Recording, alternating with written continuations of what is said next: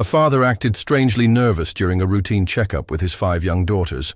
When the nurse sees their blood test results, she starts to panic and realizes something is terribly wrong.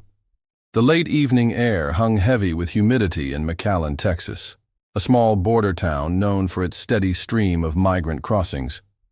Just a stone's throw from the Rio Grande, the Rio Care Family Health Center stood as a beacon of hope for many seeking medical attention, both locals and those hoping to make a new life on American soil.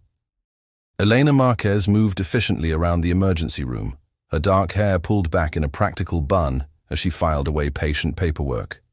At 35, she carried herself with the confidence of someone who knew her profession well, despite having relocated from San Antonio just the previous week. The walls of the clinic still felt unfamiliar, but the routine of healthcare was the same. Anywhere. The clock on the wall read 8 p.m. Elena glanced at it with mild relief, only 2 hours until closing. The clinic had been bustling earlier, but the crowd had thinned considerably as the evening wore on. Now, most of the remaining patients in the waiting area appeared to be immigrants, their faces etched with the particular mix of hope and weariness that Elena had quickly learned to recognize. She walked out of the ER room into the waiting area, having just finished with a patient. The fluorescent lights cast a harsh glow over the worn tile floor as she returned to the nurse station to complete some paperwork. As she worked, Elena's eyes drifted across the waiting room, settling on a man sitting with 5 young girls. They were all dressed simply but neatly, the girls in similar jeans and colorful tops. The man appeared to be of Mexican descent, his expression a mixture of fatigue and nervousness. Elena turned to the fellow nurse standing nearby, a man in his 40s named Carlos, who had been efficiently handling the flow of patients all evening. "Who are they waiting for?" Elena asked quietly, nodding toward the family. Carlos looked up from his computer screen, his eyes briefly scanning the waiting area before returning to his work. "I think they've been waiting for a while." "I'm not sure," he replied kindly, though it was clear he was preoccupied. Elena frowned slightly. "Have they had their vitals taken? It's standard procedure before seeing the doctor." "I don't think so," Carlos responded, still focused on his screen. "They've just been waiting there." Elena nodded, decisively. "I'll check them out." She approached the family, offering a warm smile as she came to stand before them. The man looked up at her approach, his expression difficult to read. "Hello, I'm Nurse Elena Marquez," she introduced. "Herself. Have you had your vitals checked yet?" The man straightened in his seat. "We're waiting for Dr. Alan Briggs for vaccinations and some blood tests." Elena tilted her head slightly. "May I ask for what purpose?" "To complete our papers," the man explained, his voice low and steady. "To pass the border to the USA." Elena considered this for a moment. "I haven't seen Dr. Briggs all day today. Let me check for you. But first, may I see your patient registration paper?" The man reached into his pocket and produced a folded form, which he handed to Elena. She scanned it quickly, noting the details. Matteo Ruiz, 42 years old, accompanied by Sofia, 10, Isabella, 9, Valentina, 8, Anna, 7, and Lucia, 5. All were listed as Mexican nationals. Elena looked at each of the girls in turn, struck by their unusual stillness. They sat quietly beside Matteo with the youngest, Lucia, perched on his lap. There was none of the fidgeting or whispering that Elena typically associated with children, especially after a long wait. "All right," Elena said with a reassuring smile. "Please wait here. I'll check on Dr. Briggs's schedule." She returned to the nurse station, where Carlos was now entering data into the computer. "Dr. Briggs isn't working today," he informed her when she asked. "He had an emergency appointment and took the day off." Elena frowned. "The man over there says he has an appointment with Dr. Briggs specifically, and the children, they're unusually quiet. Don't you think that's strange?" He looked at the family again, this time more intently. "I think I've seen that man before. He's a patient of Dr. Briggs. Don't worry about him." And honestly, he's lucky to have daughters who behave so well. Otherwise, he'd be living in a jungle. There's a lot of immigrants here, so I just want to be extra careful when something seems unusual. Carlos glanced over at the family. "Welcome to Bordertown Healthcare," he said with a slight shrug. Elena hesitated but nodded. "Maybe they're just well-behaved." She returned to Matteo and the girls. "I'm sorry, but Dr. Briggs is off work today. The system mentioned he has an emergency appointment outside the clinic." Matteo's expression shifted, a flash of confusion and nervousness crossing his features before he regained his composure. "You don't understand," he said, his voice tighter than before. "I have an appointment with Dr. Briggs. The doctor himself told me to come here at this day and time." Elena tried to remain professional. "It looks like you might already have his personal number. Perhaps you could try reaching out to him directly. We are aware that many family doctors, especially ones like Dr. Briggs, often share their personal numbers for follow-ups." Matteo's face darkened with anger. "What kind of service is this?" he demanded, his voice rising slightly. "You should call the doctor. We have an appointment here. This is the clinic where he works." "I understand your frustration," Elena said calmly. "Please excuse me while I try to reach him." She walked back to the nurse station, where Carlos was now tending to another patient. Elena picked up the phone and dialed Dr. Briggs's number, but there was no answer. She tried his home number, as listed in the hospital database, with the same result. As she waited through the ring cycles, Elena glanced back toward Matteo. He was visibly anxious now, scratching his head, shifting in his seat, and typing rapidly on his phone. The contrast between his agitation and the girl's stillness struck her as even more peculiar. After several failed attempts to reach Dr. Briggs, Elena headed back to speak with Matteo. As she approached, she saw him rise from his seat and answer a phone call, stepping away toward the emergency staircase for privacy. The girls remained in their seats, unmoving. Elena waited with them, attempting small talk with the children, but none of them responded beyond brief nods or one-word answers. From beyond the emergency door, she caught fragments of Matteo's increasingly agitated conversation. "Tomorrow?" "Yes. Give me time, please." "Yes, I'll pay." Elena looked around, wondering if anyone else had heard, but the remaining staff and patients were engrossed in their own concerns. A sense of unease began to settle in her stomach as she waited for Matteo to return. Matteo returned from the stairwell, his face set in a mask of controlled tension as he approached Elena. She offered a professional smile, though her instincts were quietly sounding alarms. "I tried Dr. Briggs's phone and home number, but I couldn't reach him," she explained. "I'm very sorry for the inconvenience." Matteo looked frustrated but not violent. He ran a hand through his hair. "I'm wasting time here," he said, his voice low but intense. "I really need to get the girls vaccinated because we plan to go across the border and seek asylum. I had arranged pickup there, and with this delay, everything else on my schedule will be affected too." Elena took another look at the patient registration papers, carefully studying the details she had only skimmed before. "I see you need some vaccinations for DTaP-IPV, which covers diphtheria, tetanus, pertussis, and polio, MMRV for measles, mumps, rubella, and varicella, plus hepatitis A and hepatitis B. This is for your asylum application procedure, correct?"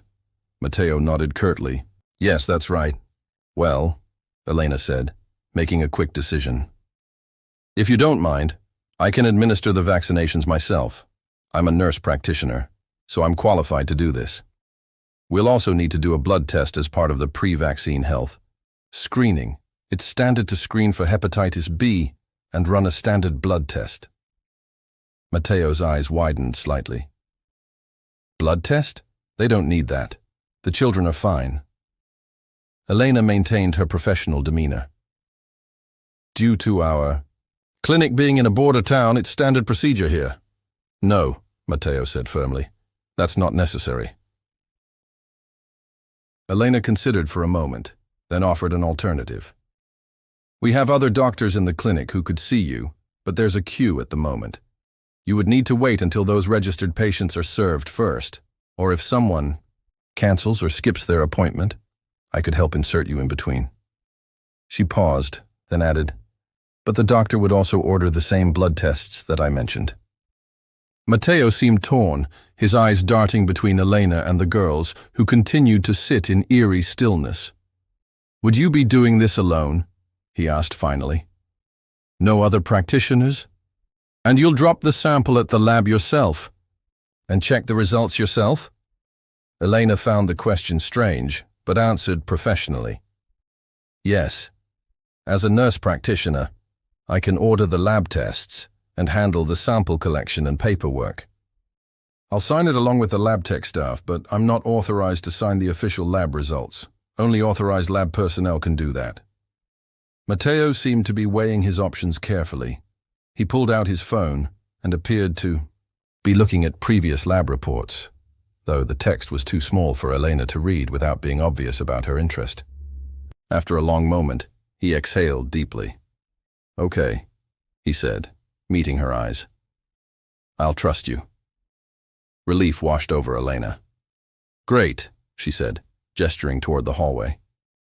"Please follow me, all of you." As they walked down the corridor, Elena couldn't shake the feeling that something wasn't quite right. The girls moved in near-perfect unison, following their father without a word or glance at their surroundings. In Elena's experience, children in clinics were typically curious, nervous, or both. But these girls displayed neither emotion. She led them to an examination room, trying to maintain a cheerful demeanor that belied her growing concern. She reassured herself that if something was wrong, the blood test would reveal it. "We'll start with taking everyone's vitals and then move on to the blood draw," she explained, directing them to the chairs along the wall. Matteo nodded silently, his eyes following Elena's every move as she prepared her equipment. The weight of his gaze made her increasingly uncomfortable, but she focused on her professional duties. The examination room was painted a calm shade of blue, though the effect was somewhat diminished by the harsh fluorescent lighting. Standard medical posters adorned the walls, depicting human anatomy and common childhood ailments. Elena gestured for the girls to sit on the chairs arranged against the wall while she prepared her equipment. "I'll take your vitals one by one, starting with Sophia," Elena said, smiling at the oldest girl. She worked methodically, checking Sophia's blood pressure, temperature, pulse, and oxygen levels. The girl complied silently, her large brown eyes focused on some indeterminate point on the floor. Elena tried to engage her with casual questions about school and favorite subjects, but Sophia's responses were minimal, uttered just above a whisper. "You're doing great, Sophia," Elena encouraged, making a note on her chart before moving on to Isabella. Elena repeated the process, with each girl, finding the same pattern with all of them: quiet compliance, minimal eye contact, and brief responses. Matteo stood nearby, arms crossed, his eyes never leaving the proceedings. "Would you like to wait outside while I draw their blood?" Elena suggested to Matteo as she prepared the blood collection equipment. "Some parents find it difficult to watch." "No," Matteo replied firmly. "I'll stay with my daughters." Elena nodded, not wanting to push further. She began with Sophia again, gently explaining what she was doing as she tied the tourniquet around the girl's arm and swabbed the inside of her elbow with alcohol. "This will pinch a little," she warned softly before inserting the needle. Sophia didn't flinch, her expression remaining unchanged as Elena filled the collection tubes. "You're very brave," Elena commented, applying a bandage to the puncture site. Sophia didn't respond. As Elena worked through drawing blood from each child, she continued her attempts at friendly conversation, hoping to coax some personality from them. "Do you girls have a favorite game you like to play?" she asked, as she drew blood from Valentina. Before any of the girls could answer, Matteo interjected. "They don't play much, they study. It's important for their future." Elena noted the edge in his voice, and how the girls seemed to shrink slightly at his intervention. She caught Valentina glancing quickly at her father before lowering her eyes again. After collecting all the samples, Elena labeled each one carefully, with the patient barcode, aware of Matteo's unwavering attention to her actions. "I'll take these to the lab now," Elena said, gathering the labeled tubes.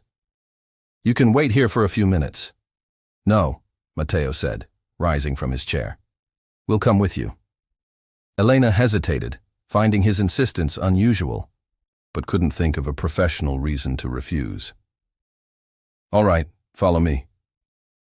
They walked through the corridor to the lab, Matteo herding the girls along behind Elena like a flock of silent ducklings. At the lab window, Elena handed over the tray of samples to a technician inside. Before she could turn away, Matteo stepped forward, calling to the lab technician. "Those are for my children," he said, pointing to himself. "I'm Matteo Ruiz."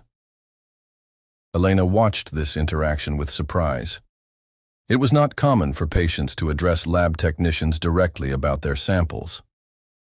"You seem like a very responsible father," Elena commented as they stepped away from the lab window. "And the girls all behave very well." Though she kept her tone light, Elena was probing, trying to understand the dynamics at play. Something felt off, though she couldn't pinpoint exactly what was wrong. Matteo's expression softened slightly. "In Mexico, it's very common for samples to get mixed up in labs," he explained. "I just want to make sure everything is accurate." Elena nodded understandingly. "You don't need to worry. We're very careful with samples here," she assured him. She gestured toward the waiting area near the lab. "You can wait here for the results. It shouldn't take too long." As she turned to leave, she added, "I'll come to find you for the vaccination." Walking away, Elena couldn't shake the nagging feeling that something wasn't right with the Ruiz family. The girl's unnatural quietness, Matteo's hovering presence, his insistence on following her to the lab, all of it struck her as unusual. Still, she couldn't help but wonder if she was overanalyzing things. Maybe Matteo was simply a protective father, or perhaps it was a cultural difference. Things were certainly different here than in Mexico. Without any concrete signs of wrongdoing, all she could do was uphold her professionalism and remain quietly observant. Elena returned to the nurse station, her mind still preoccupied with the Ruiz family. The clinic was noticeably quieter now, with less than an hour until closing time. Only a handful of patients remained in the waiting room, most looking tired after what was likely a long day. Carlos was at the desk, updating patient records in the computer system. Elena leaned against the counter beside him, keeping her voice low. "That man with the 5 daughters. Did you notice how strange they were acting?" she asked. Carlos looked up from his screen. "What do you mean?" "The girls were just so quiet," Elena explained. "And the father followed me all the way to the lab, watched me hand over the samples, and even called out to the lab tech to make sure they knew which samples belonged to his children." Carlos chuckled, shaking his head slightly. "This is border town clinic, Elena. Every day strange things happen here. You need to learn to tell the difference between culture shock and real threats." Elena considered his words. "I know it's not wrong, per se. It just seems weird." "I felt the same way during my first few months here," Carlos said with a sympathetic smile. "You'll get used to it." Elena nodded slowly, not entirely convinced, but willing to consider that her newcomer status might be coloring her perceptions. "By the way, what about Dr. Briggs? I've been here a week and haven't seen him." "Oh, he's a senior doctor here," Carlos replied. "One of the best in this border town. He works here, but not exclusively. He also takes private consultations and does patient visitations. So maybe Matteo was somehow mistaken, or there was some miscommunication between him and the doctor." Carlos shrugged. "It happens, Doctor. Briggs has a lot of patients, especially among the immigrant community. He's built quite a reputation." Their conversation was interrupted by another staff member needing Carlos's assistance. Elena excused herself and headed toward the ER to ensure everything was in order for closing. As she walked, she caught sight of Matteo through a window. He was outside in the clinic's parking lot, on his phone again. The 5 girls were with him, 3 of them leaning against each other, seemingly asleep while sitting on a metal bench. The youngest, Lucia, was still awake, holding her father's hand as he spoke on the phone. Elena watched as Matteo stepped away from the bench, still on the call. Lucia followed him initially, but he gestured for her to stay with her sisters. The little girl reluctantly complied, returning to sit beside her sleeping siblings. Matteo moved further away, his expression growing increasingly agitated as he spoke. From her vantage point, Elena saw a man approach Matteo from the shadows of the parking lot. The stranger wore casual clothes, his face half hidden in the dim evening light. Matteo's posture changed immediately. He stood straighter, his movements becoming more deferential as he patted the man's shoulder. Concerned about the children left alone on the bench, Elena decided to check on them. She exited through the ER doors and approached the girls. Lucia perked up slightly at her approach, though the older girls remained asleep or in a state close to it. Matteo quickly noticed Elena's presence and ended his conversation with a hasty wave and a brief handshake to the stranger, who slipped away into the shadows. He hurried back to the bench, his expression a mixture of surprise and weariness. "Is something wrong?" he asked Elena, positioning himself between her and the girls. "I saw the girls outside and wanted to make sure they're okay," Elena explained. "It's getting late." Matteo relaxed slightly. "They're just tired." "You're welcome to come back inside," Elena offered. "It's more comfortable with the air conditioning." "It's okay," Matteo insisted. "Leave the girls here. They love the warm outside compared to the dry air conditioner." Before Elena could respond, her pager beeped. She glanced down at it. The message was from the lab. The results were ready. She told Matteo, "I'll come find you after I check them, and then we can proceed with the vaccinations." Matteo nodded, his gaze following her as she returned to the building. Elena couldn't help but feel his eyes on her back, watching her every move. The corridor to the lab felt longer than usual as Elena made her way down it, her footsteps echoing against the linoleum floor. Her pager felt heavy in her pocket, the simple message from the lab carrying a weight she couldn't quite explain. At the lab window, a technician, a middle-aged man named Donnie Rain, whom Elena had interacted with a few times during her first week, handed her the results for the 5 girls. "Everything looks normal," Donnie said with a casual smile, though Elena noticed traces of sweat on his brow despite the cool temperature in the lab. "Healthy kids." Elena observed him briefly, a flicker of recognition stirring in his posture, then offered a polite "thank you" before stepping aside to review the results.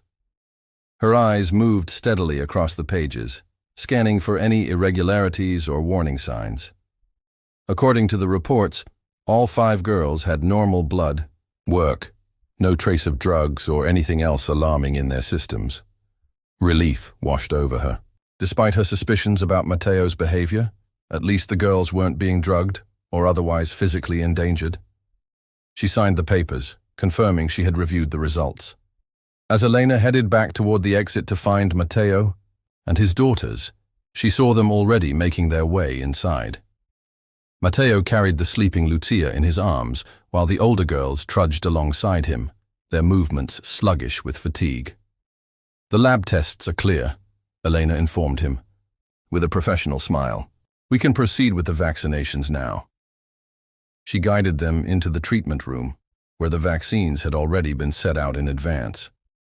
The girls settled quietly in a row, their eyelids drooping with fatigue, except for Lucia, who sat alert in her father's arms, her bright eyes wide with the energy typical of a 5-year-old at this hour. It always amazed Elena how little ones somehow found their second wind in the evenings. Elena prepared the first dose, explaining the vaccination process to Matteo and the girls.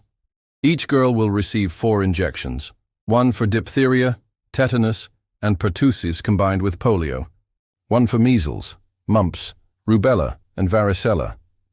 and separate ones for hepatitis A and hepatitis B. She began with Sophia, administering each injection carefully and praising her for staying still.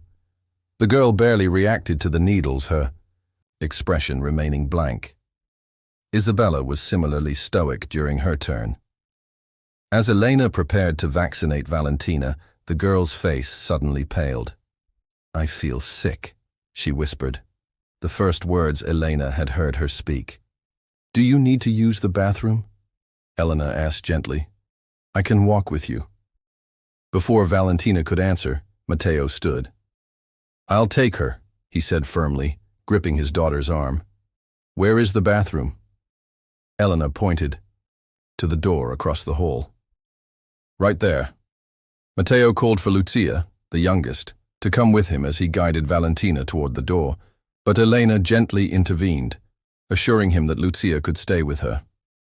When Valentina suddenly gagged, Matteo hurried her to the bathroom, leaving Lucia behind. For the first time since meeting the family, Elena found herself alone with the children, free, if only briefly, from their father's ever-watchful presence. Sophia and Isabella sat still, their eyes downcast, but Lucia suddenly perked up. She approached Elena with unexpected animation. "Dad told us we're going to the USA," she said, her voice small but excited. Elena smiled, charmed by the child's enthusiasm. "That's right. Dad said we can dance, and we'll get famous," Lucia continued, beginning to sway her little body in an impromptu dance. "Will you dance with me?" "I'm sorry, sweetie.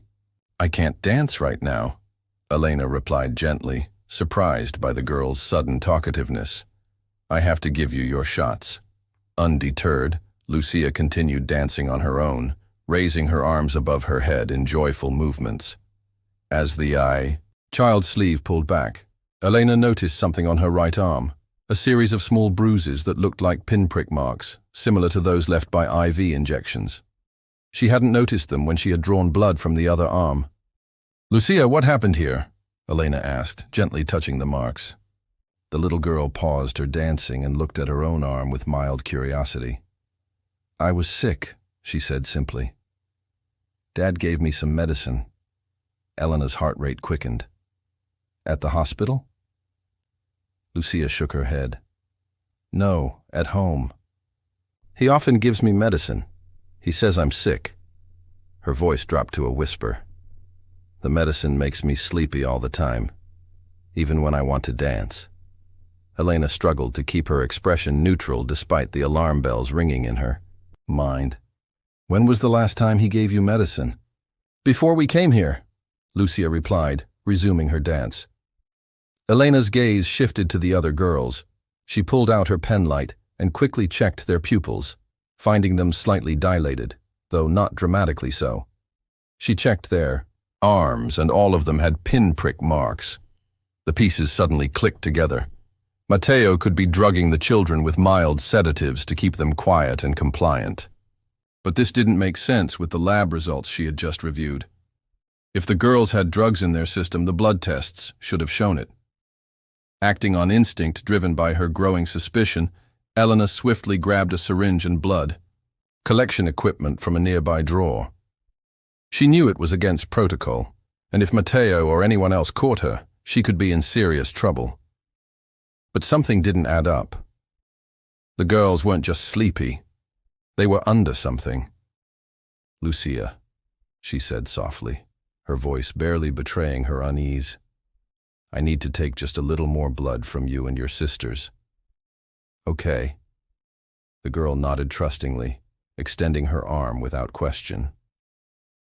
Elena worked rapidly, taking a small blood sample from Lucia, then from Anna, Isabella, and Sophia. Each girl complied without resistance, their docility now seeming sinister rather than merely unusual. Elena labeled each sample carefully, then concealed them in one of the cabinets just as the door opened, and Matteo returned with Valentina. "She's feeling sick," Matteo reported, his voice tinged with irritation. He whispered something to Valentina, who kept her eyes lowered. "Get a hold of yourself," Elena heard him say. "This is just vaccination. Don't act like a baby. It's perfectly normal to feel nervous before vaccination, Elena assured them both, though her attention was drawn to Lucia, who was now dancing energetically around the room, seemingly becoming more alert by the minute, a stark contrast to the quiet, drowsy girl Elena had first seen. If she had been given something earlier, it seemed like the sedative, whatever it was starting to wear off. Lucia's sudden burst of energy only deepened Elena's suspicion, and she couldn't help but compare Lucia's burst of energy with the other girls, who remained eerily still and sluggish in their seats. Matteo stared at Elena, then at his youngest daughter, his expression darkening. "Lucia," he said sharply, "sit down." Elena sensed the tension rising in the room. "Perhaps we should take a short break," she suggested, moving toward the door. "I'll give you all a minute." But as she reached for the door handle, a chill ran down her spine. Matteo was watching her with an intensity that made her breath catch in her throat. Before Elena could grasp the handle, Matteo stepped forward and closed the door. The soft click of the lock engaging sent a wave of fear through her. He stood between her and the exit, his previously nervous demeanor replaced by something far more menacing. "You know, don't you?" His voice was low, measured. Elena forced herself to appear confused. "I'm sorry. I don't understand what you mean." Matteo's eyes narrowed as he studied her face. A slow, humorless smile spread across his features. "I think you do. Lucia must have said something. She's a little radio, that one," he said. Then, with a swift movement that made Elena gasp, he reached into his waistband and pulled out a small handgun. The girls remained eerily quiet, even little Lucia, freezing in place at the sight of the weapon. Only Valentina made a small whimpering sound, quickly silenced by a sharp glance from her father. "Please," Elena whispered, raising her hands. "Slightly. There's no need for that. I really don't know what you're talking about."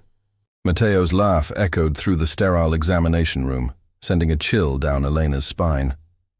"Yes, you do," he said, his voice cold as he fixed his gaze on the rolled-up sleeves of the girl's arms.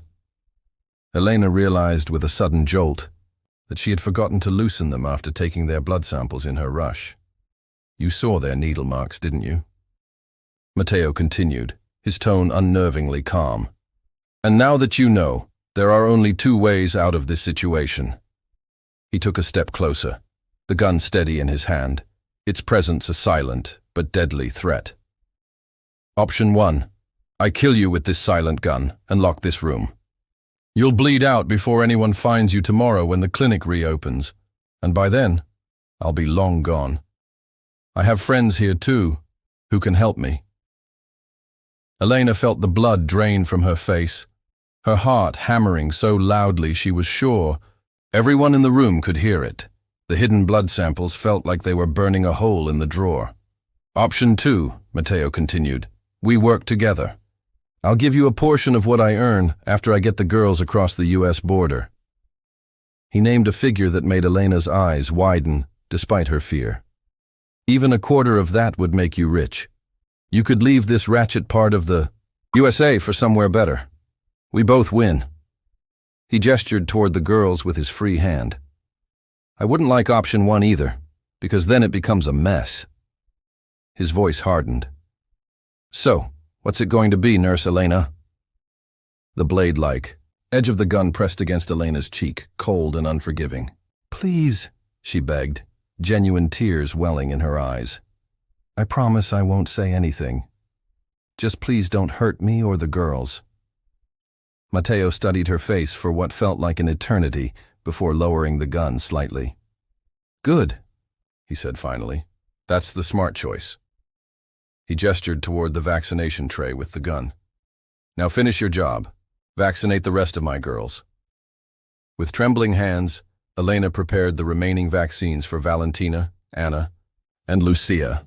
Her mind raced, trying to find a way out of this nightmare while following Matteo's orders. The girls submitted to the injections silently, their eyes darting occasionally to the gun still visible in their father's hand. "Very good, Matteo," said when Elena had administered the last vaccine to Lucia. "Now sign the vaccination papers. Make it official."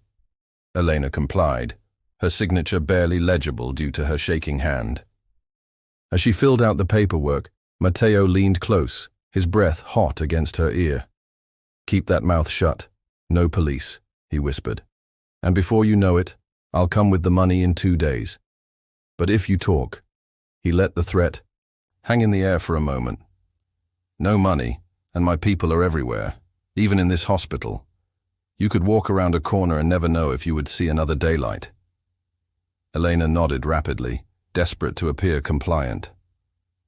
"I understand. I won't say anything." "Smart girl," Matteo said, tucking the gun back into his waistband and pulling his shirt over it. "We need to finish at the cashier before we leave. Come on, girls." He herded the children toward the door, pausing to give Elena one last, threatening look before exiting the room. 2 days, he reminded her. "Remember what I said." As the door closed behind them, Elena collapsed into a chair, her entire body shaking with fear and adrenaline. She took several deep breaths, trying to calm herself enough to think clearly. Matteo hadn't been suspicious of the blood samples she had hidden. After several minutes of deep breathing, Elena managed to steady herself enough to stand. She reached up to the cabinet and carefully extracted the blood samples she had hidden there. The 4 small vials felt impossibly heavy in her hand, representing both danger and hope. She needed to get these tested, properly tested. But who could she trust? Matteo's words echoed in her mind. "My people are everywhere, even in this hospital." If that was true, then the lab results she had received earlier were likely falsified by someone on Matteo's payroll. Elena peered cautiously into the hallway. It was nearly empty, with only a few patients lingering near the pharmacy and less than a dozen at the cashier, including Matteo and the girls, while most of the staff were winding down for the end of their shift. Slipping out of the examination room, she moved quickly but quietly toward the lab, the vials tucked securely in her scrub pocket, her mind racing with what to do next. The walk to the lab felt interminable, each passing colleague a potential threat. Elena found herself scrutinizing every face, wondering if they were one of the people Matteo had mentioned. Could she trust anyone? Carlos had seemed dismissive of her concerns about Matteo. Was he involved, or just jaded from years of working in a border clinic? When she reached the lab, Elena was relieved to see a technician she didn't recognize, a young man with kind eyes who looked up at her approach. "I need these samples tested right away," Elena said, keeping her voice steady despite her racing heart. "It's the last test for the day, I promise." The technician, whose name, badge read Marcus, sighed tiredly. "We're about to close up." "I know, and I'm sorry," Elena said, glancing nervously over her shoulder. "But it's really important." Marcus seemed to sense her urgency. "Is everything all right?" he asked, taking the samples from her outstretched ex-hand. "Yes," Elena said quickly, too quickly. "Everything's fine." Marcus looked doubtful, but nodded. "I'll run them now. Do you want to wait for the results, or should I page you?" "I'll wait," Elena said firmly, not wanting to risk having the results intercepted. She positioned herself in a chair, near the lab window, her eyes fixed on the door, ready to flee at the first sign of Matteo, or anyone who might be working with him. Her mind raced with questions. Who was the man Matteo had met in the parking lot? Was it Donnie, the lab technician who had given her the falsified results earlier? Where was Dr. Briggs, and what was his connection to all of this? After what felt like hours, but was only about 10 minutes, Marcus approached the window with a concerned expression. "These results showed traces of a sedative in the blood," he said quietly, sliding the printouts toward Elena. "Not a large amount, but definitely present in all samples, except for the youngest child, who only has minimal traces left." "Where did these samples come from?" Elena's suspicions were confirmed. She hesitated, torn between her fear for her own safety and her duty to protect these children. "Are you familiar with Donnie Rain, the lab tech who was working earlier?" she asked cautiously. Marcus nodded. He left his shift early today, said he had a family emergency. I need to see the digital copies of some previous tests that he signed, Elena said, her voice barely above a whisper. For patients named Valentina, Anna, and Lucia Ruiz. They were processed earlier this evening. Looking confused but cooperative, Marcus accessed the computer system and printed out the requested documents. Elena compared them side by side with the new results. They were completely different. The earlier tests showed no trace of any substances, while the new ones clearly indicated sedatives in the girls' systems. Marcus leaned over her shoulder, his eyes widening as he realized the discrepancy. These can't both be right, he said softly. Someone falsified the earlier results. Elena nodded grimly. I think Donnie Rain might be involved. Earlier today, I'm pretty sure I saw him talking to a man named Matteo Ruiz, the father of these children, in the parking lot. It wasn't entirely clear, but the jawline, the hairstyle, it looked like him. Very typical of Donnie, right? Marcus's expression turned grave. We need to report this to the police, whether it was Donnie you saw or not, he said firmly. Even just the falsified results are enough. Those children could be in real danger. Elena hushed him, glancing anxiously around the empty lab. Keep your voice down, she pleaded. Matteo said he has people everywhere in this clinic. She described what had happened in the examination room, Matteo's threats, the gun, and what Lucia had revealed about being drugged regularly. As she spoke, she felt a weight lifting from her shoulders. Finally, someone believed her. We need to be careful, she concluded. I think Dr. Briggs might be involved too. Matteo specifically asked for him, and he seemed very nervous when he learned the doctor wasn't here today. Marcus nodded thoughtfully. That might explain. Look, I don't want to spread rumors, but there have been some strange things happening with sample processing lately. Some of us have noticed inconsistencies, especially with patients of certain doctors, including Dr. Briggs. Including Dr. Briggs? Elena asked. Yes, Marcus confirmed, but no one wants to make accusations without proof. Elena held up the test results. Well, now we have some proof. They looked at each other for a long moment, the gravity of the situation settling between them. Elena thought about the money Matteo had offered her, a fortune that could change her life, and felt sick at the idea that anyone would accept payment to look the other way while children were exploited. We need to call the police, she said finally, her voice firm with resolve. Those girls need help. Marcus nodded, reaching for the phone on the lab counter. With trembling fingers, Elena dialed 911, prepared to risk everything to save 5 young lives from whatever terrible fate awaited them across the border. The next few minutes passed in a blur as Elena reported the situation to the 911 dispatcher. She provided details about Matteo, the girls, the falsified lab results, and the threat he had made against her life. The dispatcher assured her that officers were on their way and instructed her to remain where she was until they arrived. After hanging up, Elena peered out through the lab windows toward the clinic's main entrance. Her heart sank as she spotted Matteo and the girls at the cashier's desk completing their payment. They would be leaving soon. I have to stall them, she whispered to Marcus. The police might not get here in time. Before Marcus could object, Elena was already moving, hurrying through the corridors toward the front of the clinic. She emerged into the lobby just as Matteo was herding the girls toward the exit. Mr. Ruiz, she called, forcing a professional smile onto her face. I need to speak with you about... Matteo turned, his expression tightening, a guarded edge in his voice. Whatever you want to say, we can talk about it another time. But it's about your asylum application, Elena said. Matteo ignored her. As he resumed walking to the exit door, the faint wail of sirens began to pierce through the clinic. Walls. Matteo froze mid-step, his head snapping toward the sound, eyes narrowing with suspicion. What did you do? You called the police, didn't you? Matteo hissed, his voice sharp with betrayal, as he reached instinctively toward his waistband and drew the gun. Gasps rippled through the hallway as staff and the few remaining patients turned toward the commotion, their expressions shifting from confusion to fear. Elena took a step back, her heart pounding, but her voice rang out clear and steady over the growing tension.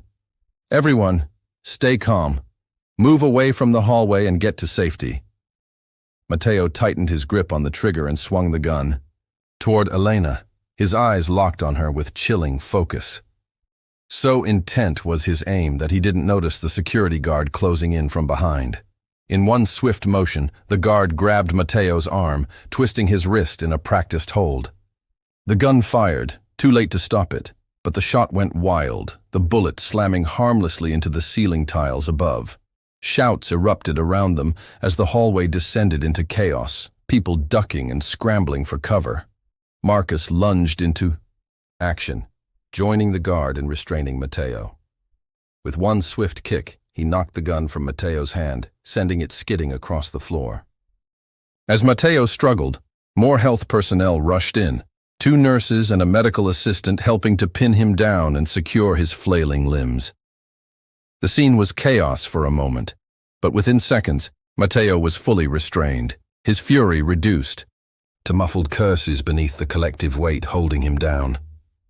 "I called the police because that patient threatened me and is endangering those children," Elena announced, pointing directly at Matteo.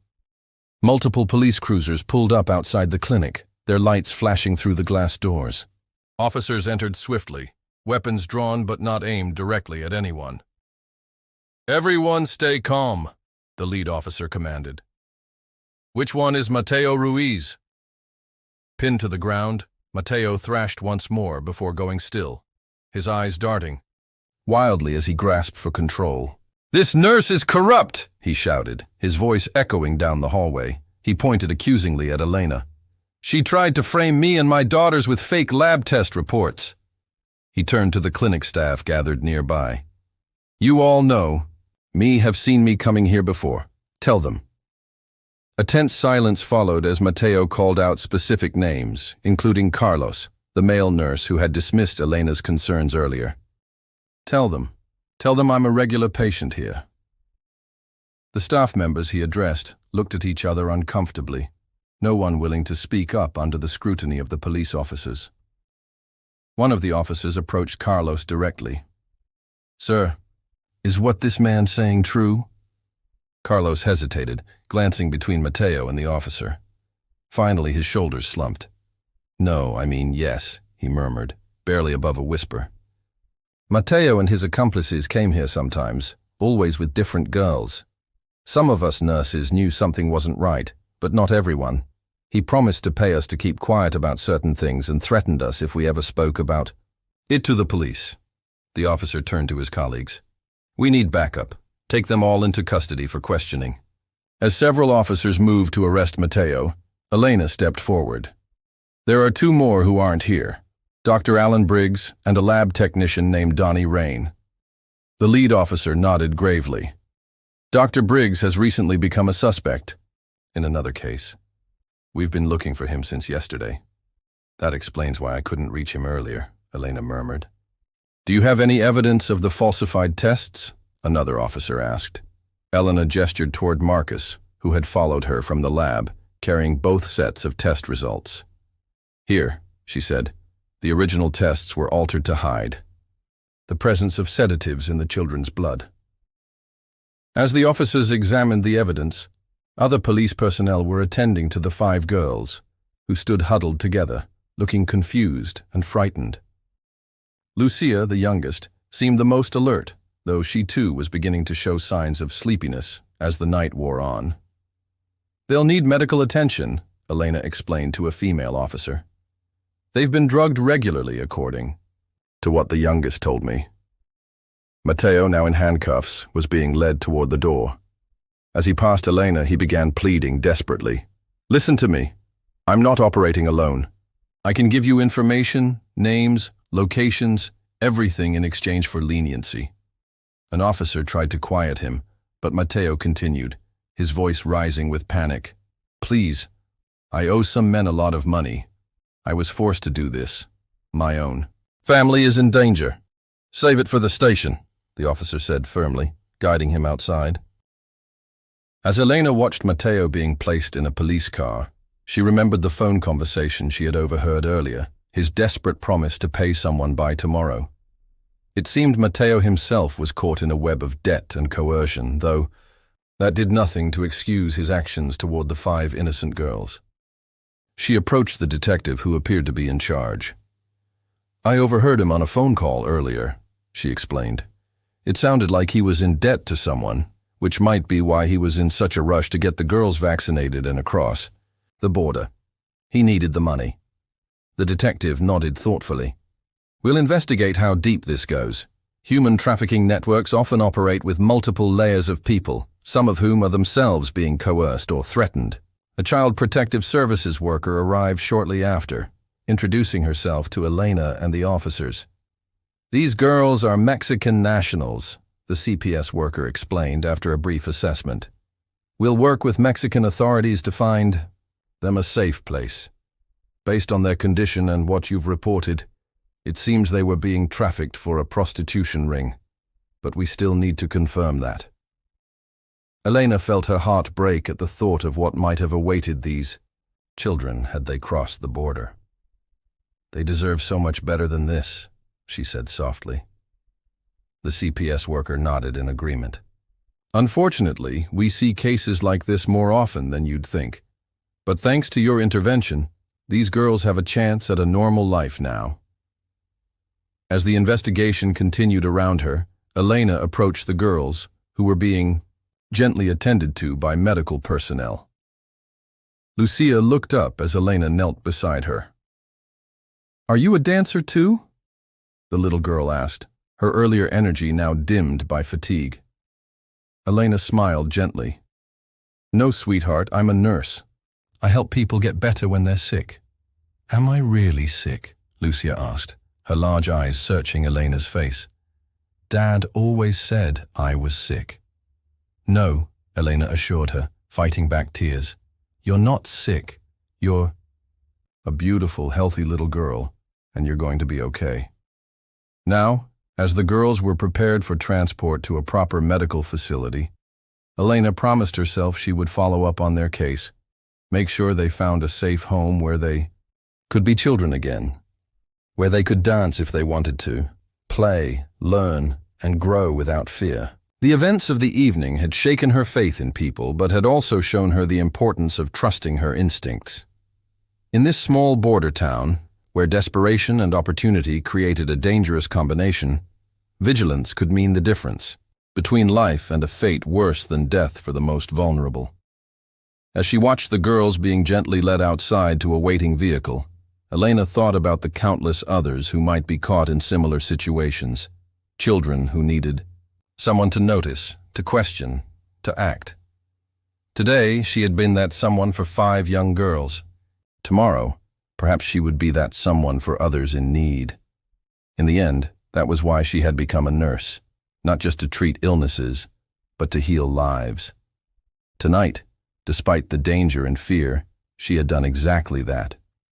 And no amount of money could ever replace the feeling of knowing she had made the right choice when it mattered most.